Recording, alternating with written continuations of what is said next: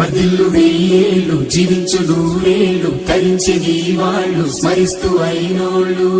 నేల తల్లి గొంతు ఎత్తి పల్లెలన్నీ పల్లవించి తెలిపినాయి నీకు విషయం జన్మదిన శుభాకాంక్షలే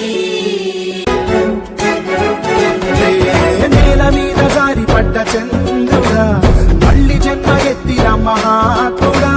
నేల మీద జారి పడ్డ చంద్రుడా మళ్ళీ జన్మ ఎత్తిన మహాత్ముడా